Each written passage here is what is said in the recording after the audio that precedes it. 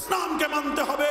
নামাজকে না মানলে যেরকম ইসলাম অনুসরণ করা যায় না, রোজা না মানলে যেরকম মুসলমান থাকা যায় না, ইসলামী রাজনীতি না মানলেও মুসলিম থাকতে পারো না, ইমানদার থাকতে পারো না।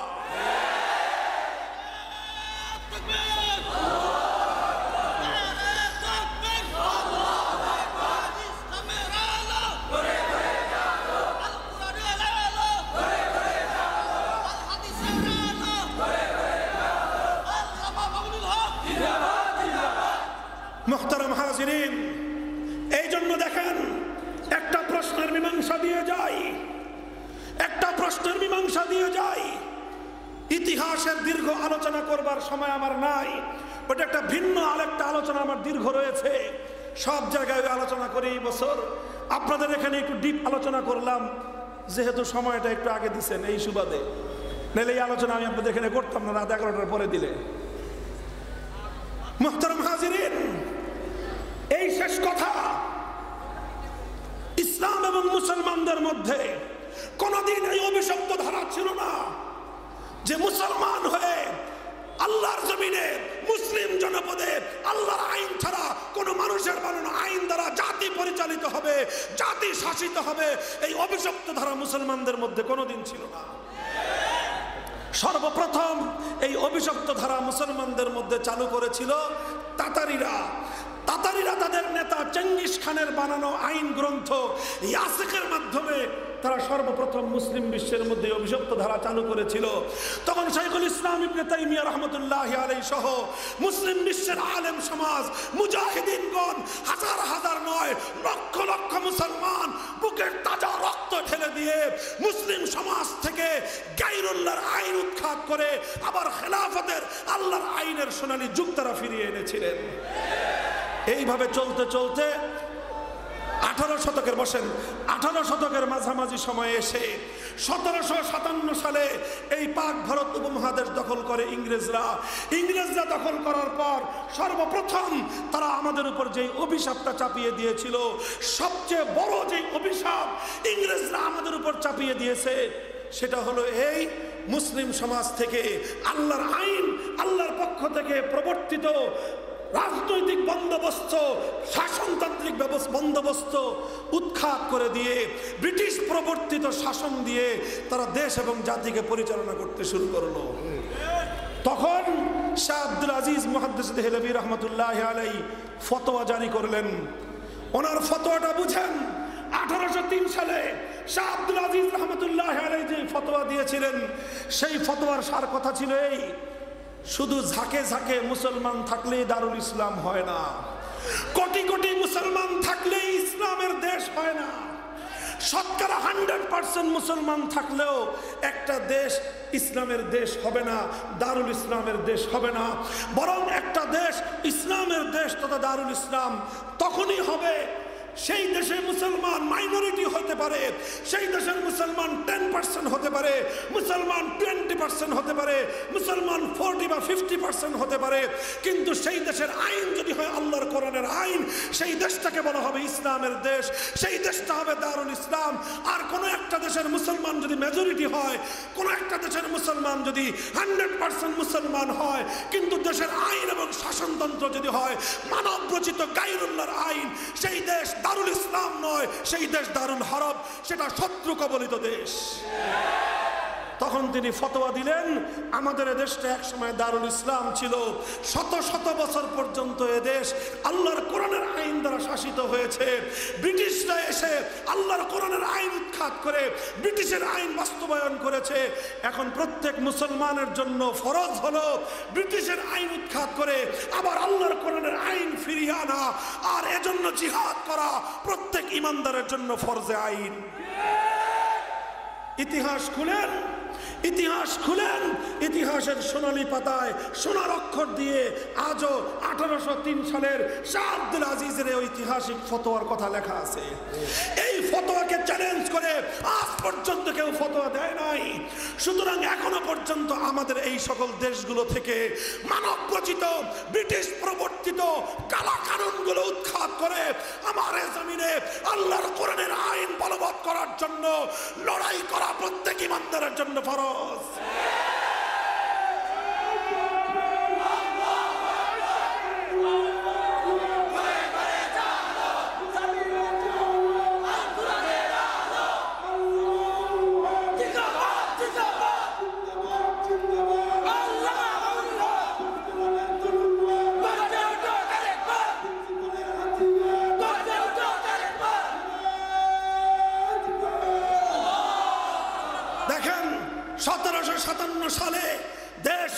বিজাতিদের হাতে গেল, দেশটা দারুল ইসলাম থেকে দারুল হরবে পরিণত হলো, আল্লাহর আইন উৎখাত হয়ে ব্রিটিশের আইন দিয়ে আমাদের দেশ এবং জাতি শাসিত হতে থাকলো। 1831 সালে ব্রিটিশ প্রবর্তিত আইন উৎখাত করে আল্লাহর আইন বাস্তবায়ন করবার জন্য জিহাদ হলো বালাকোটের রণাঙ্গনে। শহীদ হলেন আমাদের পূর্বপুরুষ সৈয়দ আহমদ শহীদ রহমতুল্লাহ আলাইহি। 1857 সালে শামিলির রণাঙ্গনে জিহাদ হলো, শহীদ হলেন মুসলমানদের খেলাফতের প্রধান সেনাপতি হাফেজ জামিন শহীদ রহমতুল্লাহ আলাইহি। 1866 সালে দারুল উলুম দেওবন্দ প্রতিষ্ঠিত হলো।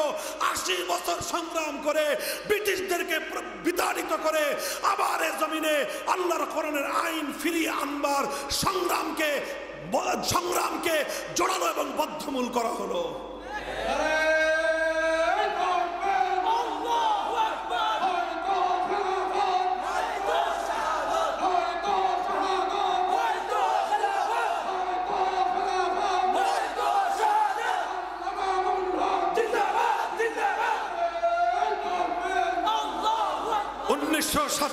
সালে যখন ব্রিটিশরা এ জাতির জিহাদি আন্দোলনের সামনে লেজ গুটিয়ে পালিয়ে যেতে বাধ্য হলো, দেশটা স্বাধীন হয়ে যাবে, তখন প্রশ্ন আসলো এই দেশটা কিভাবে স্বাধীন হবে, কিভাবে স্বাধীন হবে? হিন্দুরা বলল যে এই দেশ হিন্দু মুসলিম আমরা একসাথে থাকতে চাই। মুসলমানদের মধ্যে দুইটা ভাগ হলো। মুসলমানদের মধ্যে অধিকাংশ মুসলিম বলল যে না, আমরা চেয়েছিলাম, আমরা শুধু মানচিত্র চাই নাই, আমরা শুধু পতাকা চাই নাই, আমরা শুধু ভূগোল চাই নাই, আমরা শুধু মাটি চাই নাই, আমাদের প্রাণের চাওয়া ছিল আল্লাহর কোরআনের আইন। সুতরাং আমরা এমন একটা রাষ্ট্র চাই, এমন একটা দেশ চাই, এমন একটা ভূখণ্ড চাই, এমন একটা মানচিত্র চাই যে মানচিত্র গরিব হতে পারে, যে মানচিত্র দুর্বল হতে পারে, যে মানচিত্র ছোট হতে পারে, যে মানচিত্র পৃথিবীর অনেক কিছু থেকে বঞ্চিত হতে পারে, কিন্তু সেই মানচিত্রে আল্লাহর কোরআনের আইন থাকবে।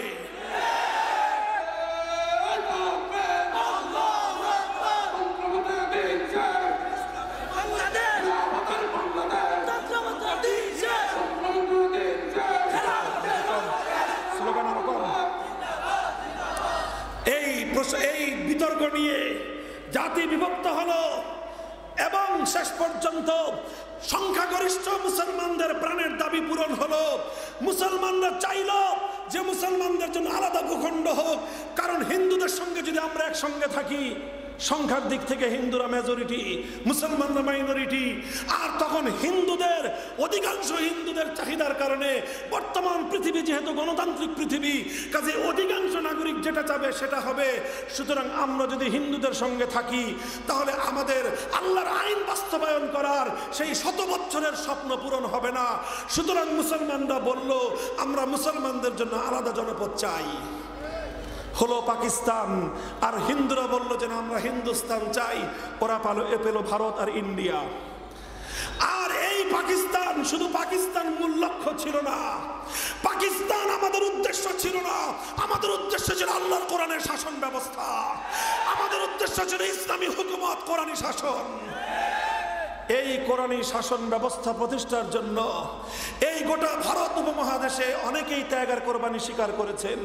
হাজার হাজার মুসলমানরা রক্ত দিয়েছেন, ভিটে মাটি ছেড়েছেন, জন্মস্থান ছেড়েছেন, জীবনের সর্বস্ব তারা ত্যাগ স্বীকার করে হিজরত করে আরেক দেশে চলে গিয়েছেন, সব কিছু ছেড়েছেন একটা বুকে স্বপ্ন নিয়ে আমরা আল কোরআনের রাজ উপহার পাবো। মুহতারাম হাজিরিন, বড় হৃদয় বিদারক যে তথ্য সেটা হলো এই আল কোরআনের রাজ কায়েম করবার জন্য, ইসলামী হুকুমত বাস্তবায়নের জন্য যারা সবচেয়ে বেশি ত্যাগ কোরবানির নজরানা পেশ করেছে, এটা বেলুচিস্তানের মুসলমানরা নয়, পাঞ্জাবের মুসলমানরা নয়, এটা সেই খাইবার পাখতুনখোয়ার মুসলমানরা নয়, সীমান্ত প্রদেশের করাচি লাহোরের মুসলমানরা নয়, সবচেয়ে বেশি রক্ত জীবন ত্যাগ আর স্যাক্রিফাইস স্বীকার করেছে বাংলার মুসলমানেরা। আর এই বাংলার মুসলমানদের মধ্যে সর্বাগ্রে ভূমিকা রেখেছে সিলেটের মুসলমানরা। এই সিলেটের মুসলমানরা এই সিলেটের মুসলমানরা পার্শ্ববর্তী ভারতের সমস্ত সম্পর্ককে ছিন্ন করেছে, কলকাতাকে বাঙালিরা লাথি মেরেছে, দিল্লিকে তালাক দিয়েছে, বাড়ির চতুর্পার্শ্বের ভারতকে উপেক্ষা করে 2000 মাইলের দূরত্বের পাকিস্তানের সঙ্গে গাঁট ছড়া বেঁধেছে, পাকিস্তানের জন্য নয়, আল কোরআনের রাজ কায়েম করবার জন্য।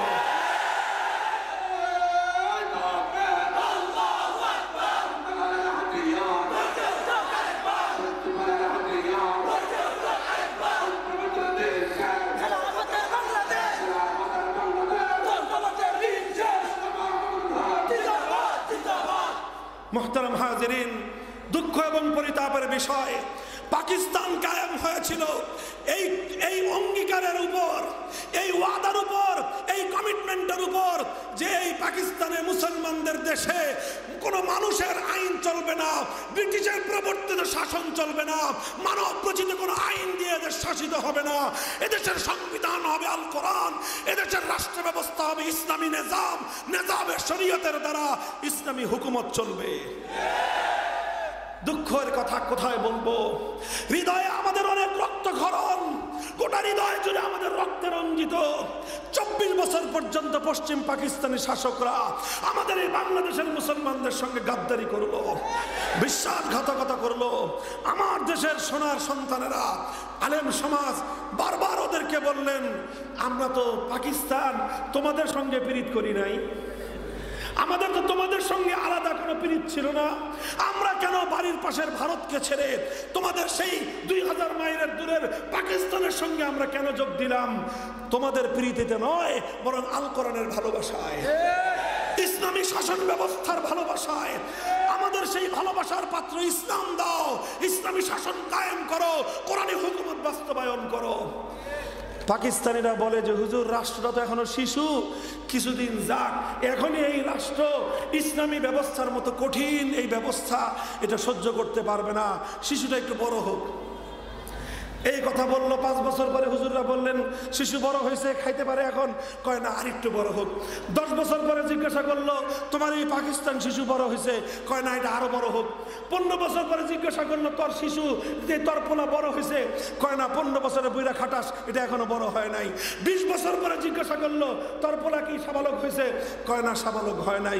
24 বছরে তোর পোলা সাবালক হয় না। শাইখুল হাদিস আল্লামা আজিজুল হক রহমতুল্লাহি আলাইহি আমাদের কাছে দুঃখের কথা আফসোসের সাথে উপহাস করে বলতেন, যেই পোলা 24 বছরেও বালেগ হয় না, ওই পোলা 90 বছরের বালেগ হবে না। বুঝতে হবে এই পোলা এটা প্রতিবন্ধী, এটা নষ্ট পোলা, এটা আর কোনোদিন পুরুষ হবে না, এটা কোনোদিন সাবালক হবে না। কাজেই 1000 বছর পর্যন্ত সময় দিলেও এই পোলার সাবালক হবে না। সুতরাং এই পোলা বাঁচায় রাখার কোনো দরকার নাই। আমরা সিদ্ধান্ত নিলাম, যদি আল কোরআনের ব্যবস্থা না পাই, যদি আল কোরআনের শাসন না পাই, পাকিস্তানের প্রয়োজন নাই, পাকিস্তান ভেঙে টুকরো করে দাও। মুহতারাম হাজিরিন, ভাঙলো পাকিস্তান, পাকিস্তান 2 টুকরো হলো। আর সেই সময়ে 1970-এর জাতীয় নির্বাচন আসলো। নির্বাচনের সময়ে বাঙালিদের নেতা শেখ মুজিবুর রহমান সাহেব জাতির কাছে অঙ্গীকার করলেন, আমারে ভোট দাও, কি হবে তোমার নৌকা মার্কায় ভোট দিলে আমি যদি পাশ করতে পারি কোরআন সুন্নাহ বিরোধী কোনো আইন আমি পাশ করব না। এটা 1970-এর আওয়ামী লীগের নির্বাচনী ইশতেহারের ঘোষণা, এটা আমাদের মুখের বানানো কথা নয়। স্বাধীনতার দলিল পত্র পাঠ করেন, যদি আমাদের কথা ভুল হয় মামুনুল হক আর কোনোদিন মানুষের সামনে একটা কথাও বলবে না। চ্যালেঞ্জ করলাম, 70-এর নির্বাচনে জাতির সঙ্গে তোমরা কমিটমেন্ট দিয়েছিলা, অঙ্গীকার করেছিলা কোরআন সুন্নাহ বিরোধী কোনো আইন তোমরা করবে না। এরপরে কি দেখলাম, 1971-এ দেশ স্বাধীন হওয়ার পর শেখ মুজিবুর রহমান সাহেব পশ্চিম পাকিস্তান থেকে মুক্তি পেয়ে চলে গেলেন সোজা ইংল্যান্ডে। শ্রীমতী ইন্দিরা গান্ধীর সঙ্গে বৈঠক করে দেশে আসার সময় ইন্দিরা গান্ধী ওনার পকেটের মধ্যে একটা চিরকুট ধরায় দিলেন, আর সেই চিরকুটের মধ্যে লিখে দিলেন, তুমি বাংলাদেশে এমন একটা সংবিধান তুমি দিবা, যেই সংবিধানটা হবে ভারতের সংবিধান। 72-এর সেই সংবিধানের মূল 4 নীতি, ভারতের সংবিধানের মূল 4 নীতি, জাতীয়তাবাদ, ধর্মনিরপেক্ষতাবাদ, গণতন্ত্র এবং সমাজতন্ত্রের মতো কুফরি মূল নীতির উপর নির্ভর করে 72-এর সংবিধান রচিত হলো। 71-এর চেতনাকে কবর রচনা করলো। কথা শুনেন খেয়াল করে, 50 বছর ধরে বাঙালিদেরকে ভেজাল চেতনা খাওয়ানো হয়েছে। বলেছে 71-এর চেতনা, আসলে 71-এর চেতনা আওয়ামী লীগ বিশ্বাস করে না। আওয়ামী লীগের কাছে যেটা সেটা 72-এর চেতনা। আওয়ামী লীগের কাছে যেটা চেতনা সেটা ভারতের চেতনা। আওয়ামী লীগের কাছে যেটা চেতনা ইন্দিরা গান্ধীর দেওয়া চেতনা। আওয়ামী লীগের যেটা চেতনা সেটা 1970-এ জাতির সঙ্গে ওয়াদা করার পর গাদ্দারির চেতনা। পরিষ্কার বললাম, আওয়ামী লীগ লোক সব মরে গেছে আমি এটা মনে করি না। এখন তারা ঘাপটি মেরে আছে, সুযোগ সুবিধা পেলে আবার তারা রাজপথে নামবেন। যদি রাজপথে যেদিন নামার সুযোগ পাবেন, আমার এই কথা গায়ের জোর দিয়ে নয়, যুক্তি দিয়ে খণ্ডন করবেন। আমি বলে যাই, 70-এর জাতীয় নির্বাচনের সময় আপনাদের নেতা মরহুম শেখ মুজিবুর রহমান সাহেব যে ওয়াদা করেছিলেন, 72-এর সংবিধান তৈরি করে জাতির সঙ্গে তিনি গাদ্দারি করেছেন, বিশ্বাসঘাতকতা করেছেন।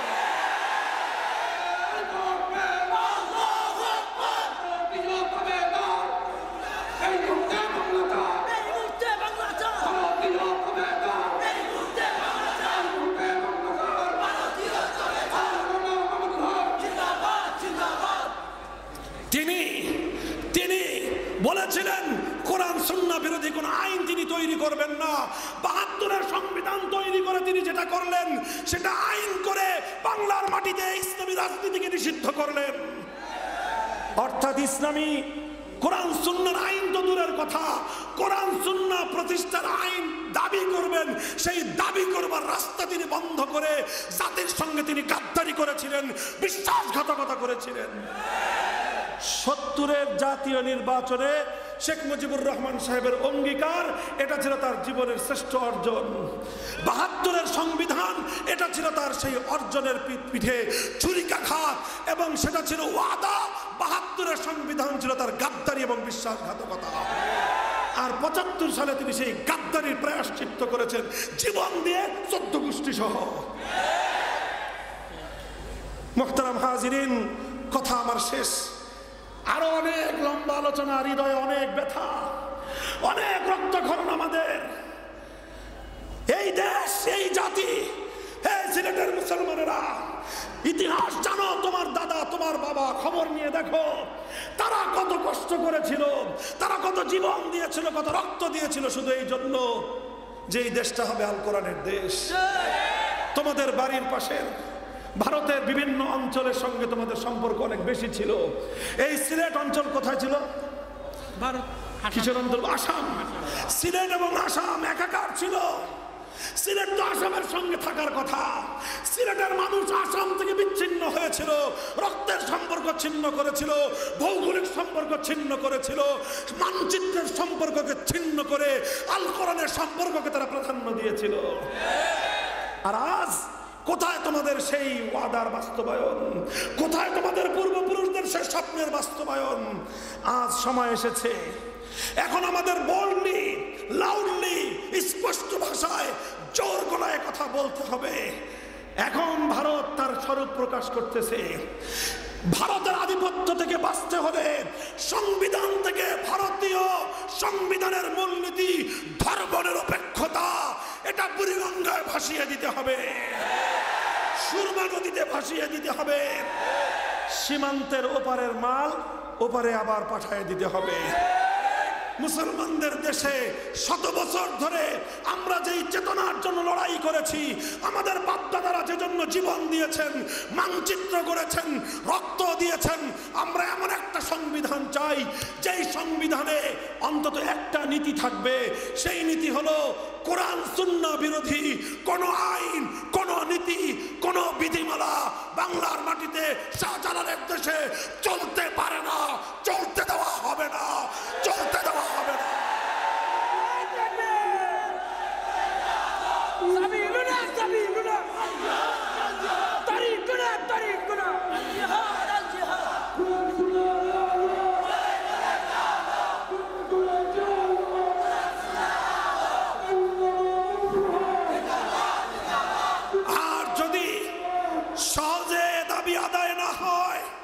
সহজে যদি এ দাবি আদায় না হয়, 5ই আগস্টের বিপ্লব থেকে শিক্ষা গ্রহণ করো। আবু সাঈদরা যেভাবে ফ্যাসিবাদ এবং আধিপত্যবাদের মোকাবেলায় বুলেটের সামনে বুক পেতে দিয়েছিল।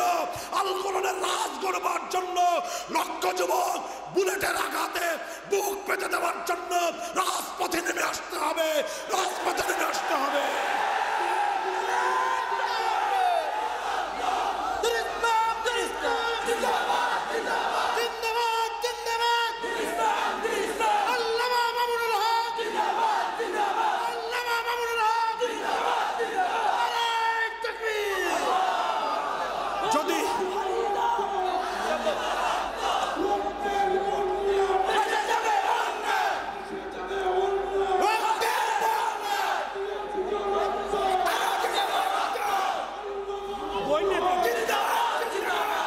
ভাই, এজন্য অনেক ত্যাগ লাগবে, অনেক চেষ্টা এবং সংগ্রাম লাগবে। প্রথমে চোখের অশ্রু দিয়ে চাইতে হবে, দিবেন তো? এরপরে বুকে মাথার ঘাম পায়ে ফেলতে হবে, করবেন তো?